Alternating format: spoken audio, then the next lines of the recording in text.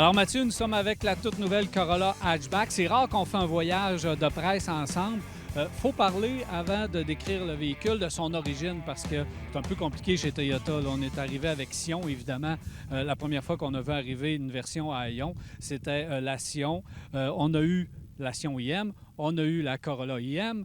Et là, maintenant, on a profité d'un changement de modèle complet parce que c'est toute nouvelle voiture pour changer encore une fois le nom de façon, j'espère, définitive. Et là, maintenant, on l'appelle la Corolla Hatchback.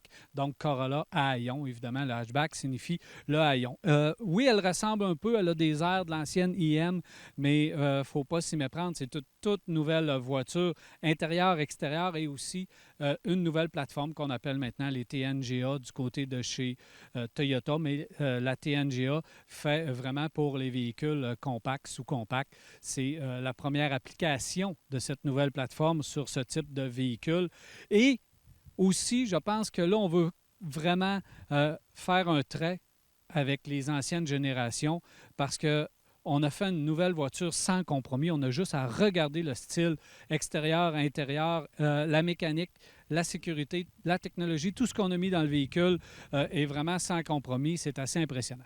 C'est impressionnant parce que juste à poster les photos du véhicule sur les réseaux sociaux, ça a créé automatiquement un emballement des gens. Tout le monde se plaise à dire qu'enfin Toyota arrive avec des véhicules intéressants du côté design. Tu l'as comparé à la version précédente, plus basse, plus large, plus longue, grâce à la nouvelle plateforme aussi. Puis regardez-moi ce look-là. Bon, la grille en avant, encore une fois agressive, mais pas trop. Et la partie arrière, moi, je trouve que ça rayonne le Lexus directement. Puis dépendant des versions qu'on va aller, on va être bon pour avoir des roues jusqu'à 18 pouces, un style qui est distinctif et ça fait du bien à Toyota. Côté mécanique aussi, on arrive avec une nouvelle génération de motorisation et de transmission avec une particularité que j'ai vraiment appréciée avec la CVT. Exactement, CVT et la transmission manuelle qui est quand même disponible. Mais la CVT, ce qui est original, Toyota arrive avec une première, c'est qu'on a littéralement un engrenage qui va nous permettre de faciliter les décollages. On le sait, qu'est-ce qui était dur sur les courroies, sur vraiment une transmission CVT côté feeling, c'était quand on décollait avec le véhicule. Ça n'avait pas de l'air à mordre. Mais là, avec ça, un engrenage qui va nous permettre de rouler, de décoller le véhicule. Et après, ça fait comme s'il y a un petit changement de vitesse, mais c'est quand même transparent. Et chapeau à Toyota qui a quand même sauvé la 6 vitesses manuelle pour ce véhicule-là. On est fiers même d'avoir fait des T-shirts aussi. Et je dois avouer qu'elle est précise, facile au niveau du changement de vitesse. Mais encore là, j'ai comme l'impression que la CVT a une petite longueur d'avance côté feeling sportif. C'est drôle à dire, hein? Moi, j'ai vraiment apprécié la CVT parce que tu dis engrenage, ça veut dire ça en termes courts, c'est qu'il y a une première vitesse. Il y a une vitesse traditionnelle. Ensuite, on tombe à une transmission CVT, comme si on avait jumelé ces deux types de transmission. Et ça évite les départs lents, comme c'était le cas ou comme c'est le cas avec la plupart des CVT. Donc, on part avec une première vitesse. Et on a même simulé, si on actionne le mode sport, une simulation de 10 rapports dans cette transmission-là. Et il faut dire que c'est avec cette transmission CVT-là qu'on va chercher aussi le plus d'économie de carburant. C'est quand même impressionnant, presque 1 litre avec la version manuelle. Maintenant, motorisation, on a aussi augmenté la puissance. Motorisation 2 litres, 168 chevaux. Bon, c'est pas nécessairement le plus nerveux, on s'entend, mais c'est quand même un très beau réveil d'un véhicule qui porte le nom Corolla, là. On s'entend.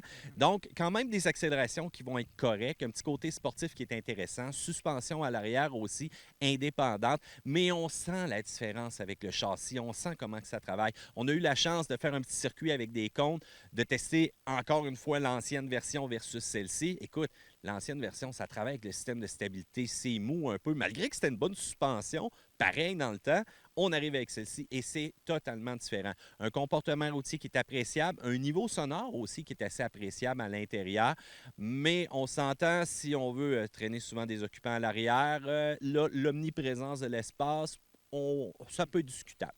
Oui, mais c'est pas ce qu'on recherche. Je pense qu'on veut aller chercher les jeunes avec ce véhicule-là. Il faut s'entendre qu'on a amélioré la dynamique de conduite. L'ancienne IM semble d'une voiture 20 ans en arrière. C'est incroyable. Quand on fait la comparaison, on embarque dans un, dans l'autre voiture, on voit à quel point on a amélioré le dynamisme du véhicule. Le véhicule est plus solide, la direction est plus précise. L'insonorisation, l'aménagement intérieur est beaucoup plus moderne que l'ancienne génération également. On a même utilisé des nouveaux matériaux pour le haillon en arrière. Là, c'est une genre de résine qui fait le panneau arrière, puis on dit que c'est plus facile de mouler du design à l'intérieur. Pour ça que l'arrière est aussi dynamique. Au niveau espace, il n'y a pas de cachette. C'est un véhicule hatchback, mais côté pratique, vous l'ouvrez, vous voyez si ça fait votre affaire ou non. Il ne faut pas se le cacher, c'est la Mazda 3 qu'on vise.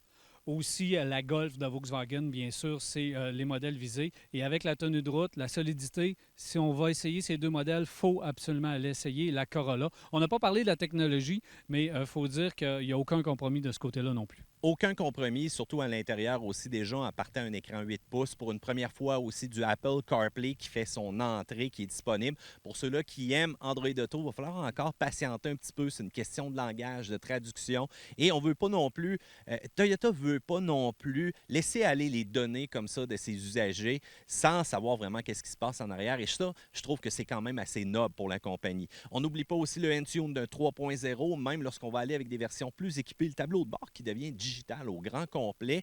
Et on n'oublie pas les éléments de sécurité, le Toyota Safety Sense Package qui arrive avec une version 2.0. Donc, on va faire une détection de piétons, de jour, de nuit, mais aussi de cyclistes. Et on va avoir, dépendant des versions qu'on choisit, un système qui va nous assister au maintien de voie lorsqu'on va être sur l'autoroute. On détecte le véhicule à l'avant. On parle d'un véhicule compact là, qui est rendu, qui fait ça. Donc, c'est très intéressant. Prix aussi qui est quand même assez agressif. On va parler d'un prix qui va débuter autour de 22 000 et jusqu'à 27 000 Et là, on s'entend, c'est plus taxes, plus transport, plus le tralala pour la version complètement là, assez, là, je te le dis tout de suite, Dan, on a mis le paquet là, avec celle-ci. Et il ne faut pas se le cacher, c'est un 4 000 de plus qu'un Corolla régulier, mais il y a une méchante différence entre les deux véhicules.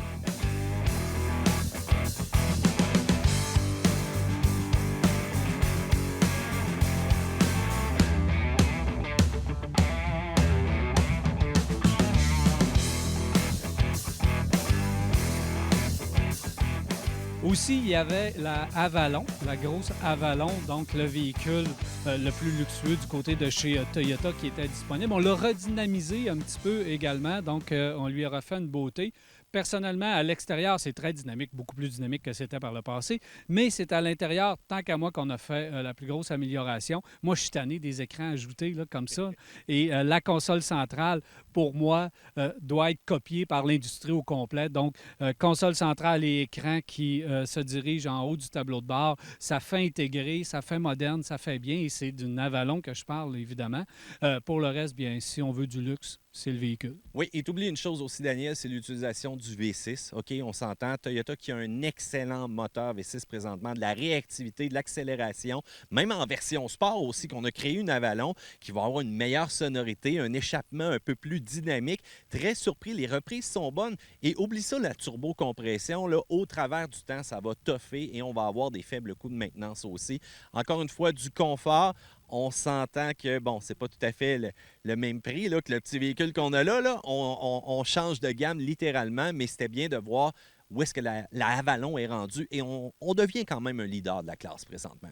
Oui, c'est de la qualité Lexus, il ne faut pas se le cacher, parce qu'on peut aller tout près de 50 000 avec la Avalon. C'est le grand luxe, c'est le grand confort. Si on veut se gâter, sans aller dans les marques de luxe, c'est probablement le modèle par excellence. Merci, Mathieu. Ça fait plaisir.